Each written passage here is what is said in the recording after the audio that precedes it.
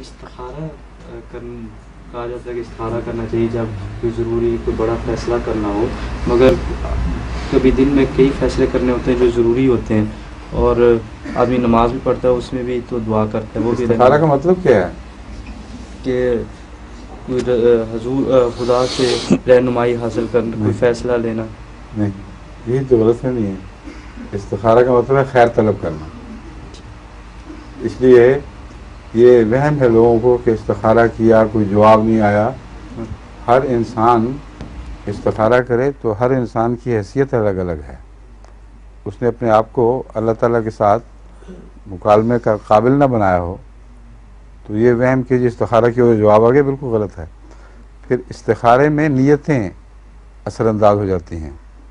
ایک شخص کی نیت ہے کسی جگہ اور وہ استخارہ کرتا ہے، مراد یہ ہے کہ وہاں ہو جائے، تو اس کو ویسی خواب آ جاتی ہے. اس لیے استخارے میں اصل مضمون ہے خیر کا طلب کرنا اور اب پوری عاجزی کے ساتھ.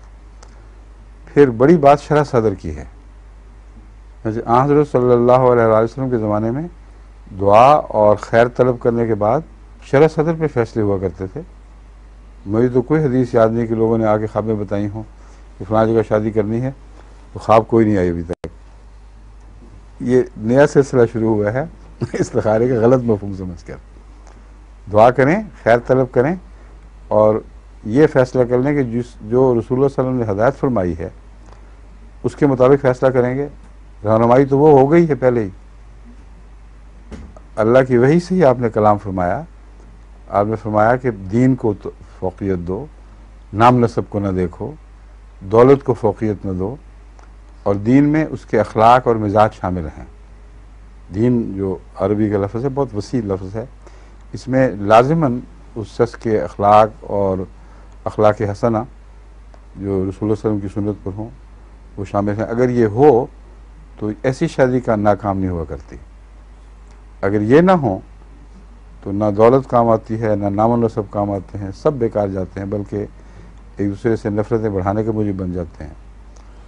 تو یہ تو استخارہ ہوا ہے. اور کیا آپ اگر رہنمائی لینی ہے، رہنمائی تو ہو گئی، اس کو چھوڑ دیں اور دوسری چیزوں کی طلب کریں اور پھر استخارہ کریں کہ خدا ہمیں بتا دے کہ ہاں کر لو، بشک نافرمانی کو رسول اللہ صلی اللہ علیہ وسلم کی کوئی پرواہ نہیں، کر لو شادی. یہ بچوں کے وہم ہیں، کبھی بھی نہیں ہو سکتا. اور اس کی علامت یہ ہے کہ یہ توہمات کے استخارے ہیں کہ ایک کو اور خواب آ جاتی ہے، دوسرے کو اور آ جاتی.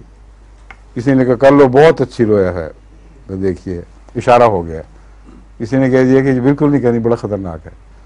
اور مجھے دیکھتے ہم کیا کریں اب لیکن تم نے کیا کیوں تھا پہلے؟ یہ عجیب رسمیں بن گئی ہیں. دعا بھی اعتدال چاہتی ہے اور موقع اور محل کے مطابق ہونی چاہیے. بس احمدیوں میں تو اب استخارے کا رواج اتنا بڑھ گیا ہے کہ اگر طلب خیر کی حد تک ہے تو بہت اچھی بات ہے.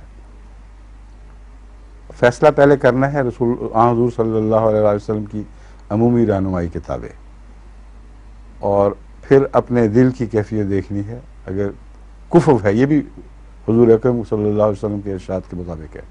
کفر میں کرنا، کفر کئی قسم کے ہیں، مزاج کے کفر، رہن سہن کے کفر، معاشرے کے کفر. ان کے مطابق جب مزاج مل گیا ہے پھر دعا کرو استخارے کی. اگر ان حالات میں کوئی خدا تعالیٰ کے منشاء کے مطابق مناسب نہ ہو تو پھر وہ ضرور رویا دکھا کر یا اور کسی ذریعے سے اس رشتے کو ٹال دیا کرتا ہے. اور رویا دیکھنا ضروری نہیں ہے اس صورت میں بھی. ایسی اچانک روکیں پیدا ہو جاتی ہیں کہ انسان کے بس میں نہیں رہتا. سمجھ گئے؟ اب واپس جب میں جا کے اس طرح استخارہ کریں آپ.